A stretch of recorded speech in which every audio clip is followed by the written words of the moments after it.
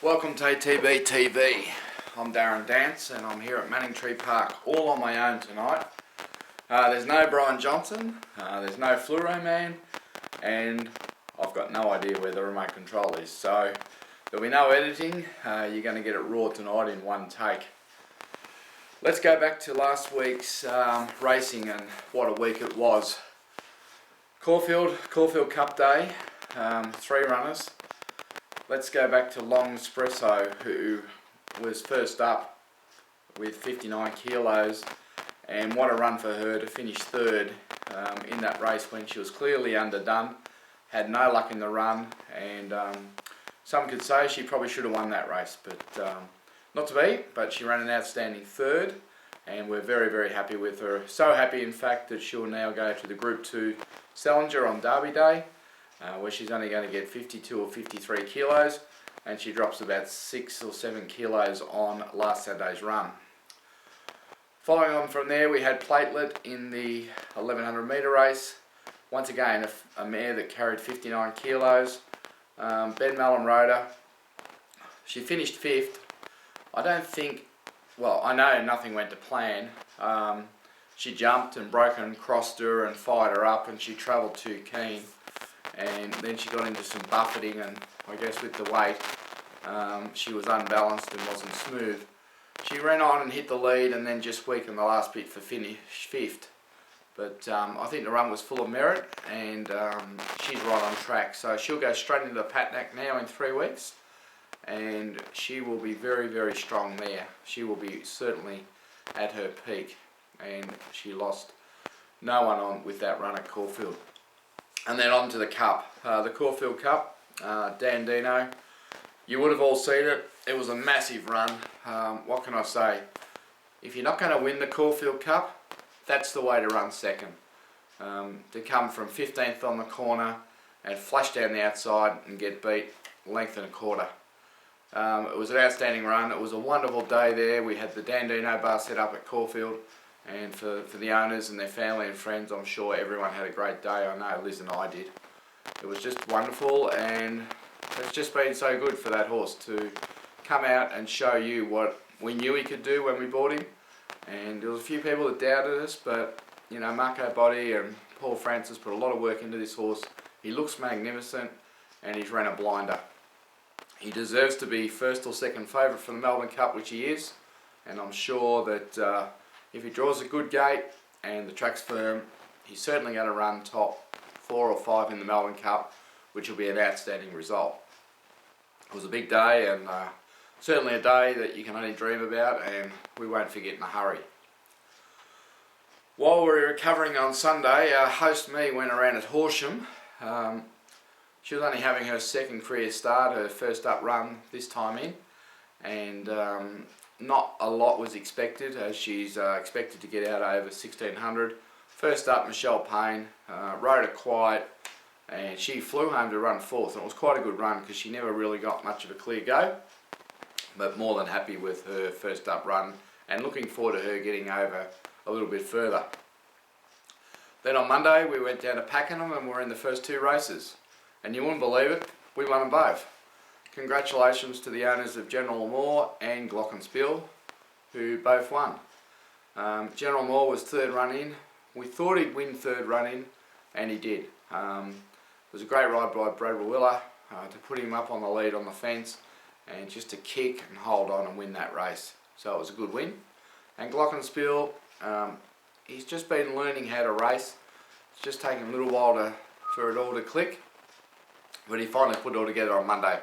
He got in a little bit of trouble and he had to push out, and then he had to find and hit the line strong, which he did. Another good ride by Brad, and I think that horse is now just learning how to race, and I think you can expect more from him in the future.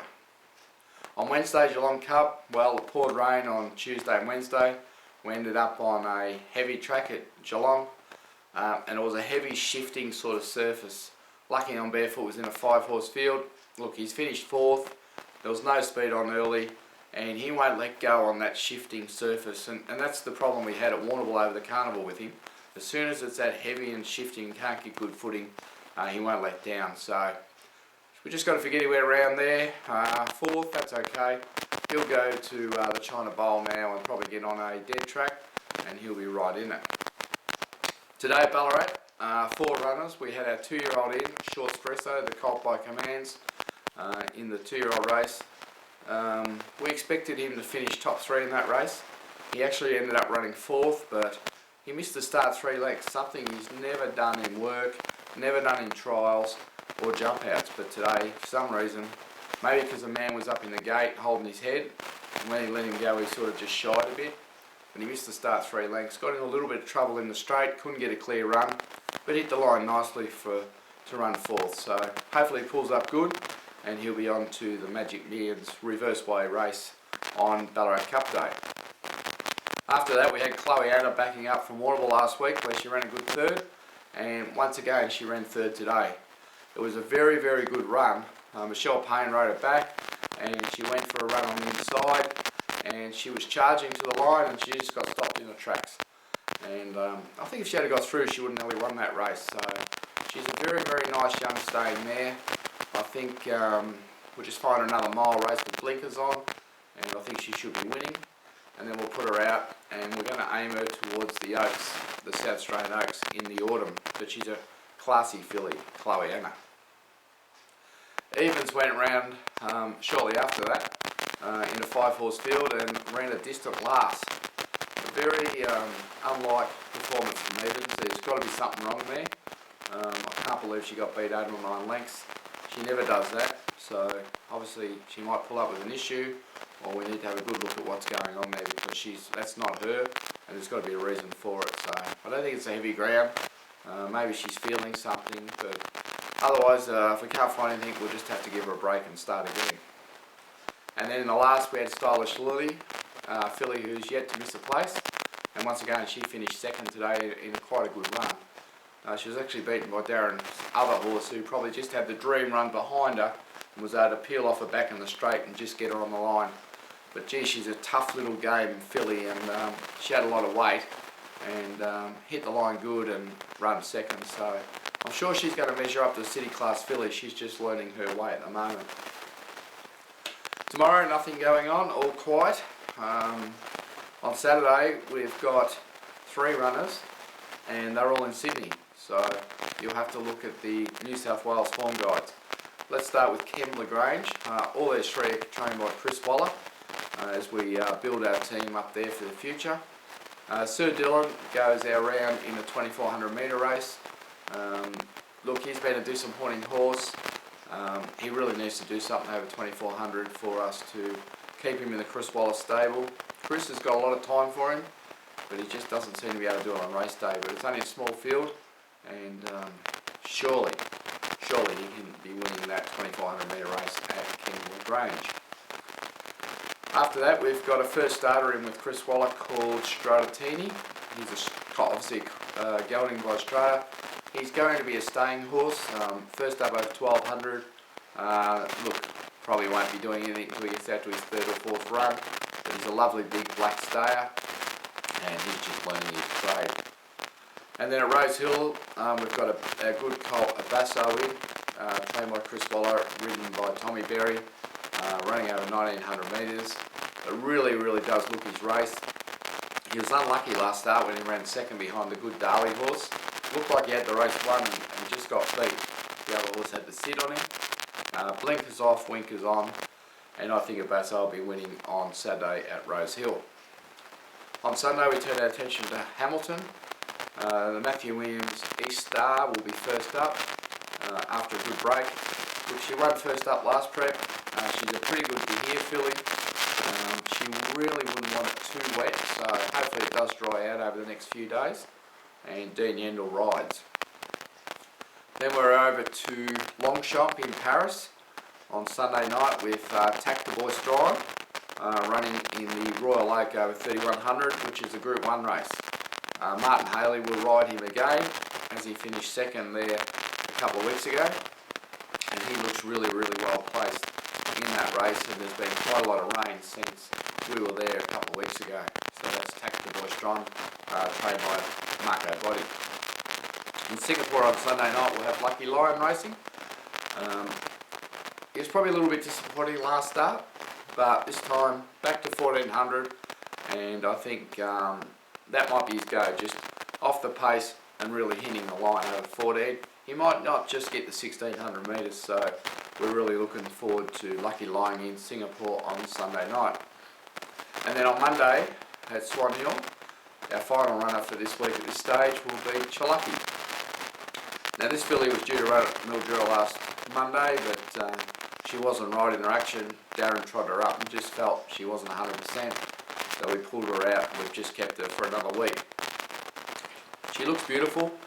She's certainly strengthened up, and she'll be first up, and I really think at Swan Hill she's going to run some sort of race. She's quite speedy, and she's certainly a lot stronger this preparation after the last prep. So that's our runners and results for the last week and for what's coming up until Monday night.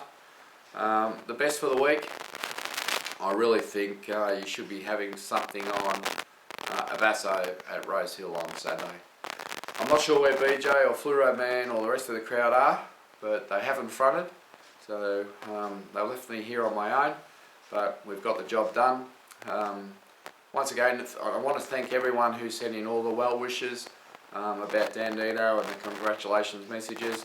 I know we ran second, but I think we all felt like winners, and it was a great day, and to share it with so many people and to see the reaction on everyone's face, that's something that'll live with Liz and I for a long time. So thank you to everyone who responded in that way. Let's hope we can go one better in the Melbourne Cup, but when you think about it, Lloyd Williams has been racing these days for years and years and years, and plenty of them, and that was his first Caulfield Cup on Saturday, so it just shows how hard it is, and the Melbourne Cup's even harder.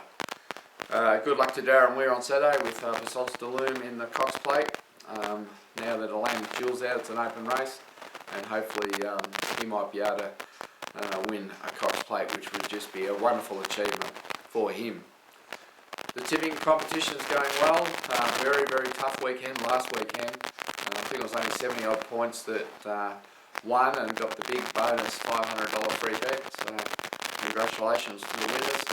And this week doesn't look much easier. So it's going well, the tipping comps. So anyway, until next week, hopefully Fluoro Man might make an appearance, and Brian Johnson as well.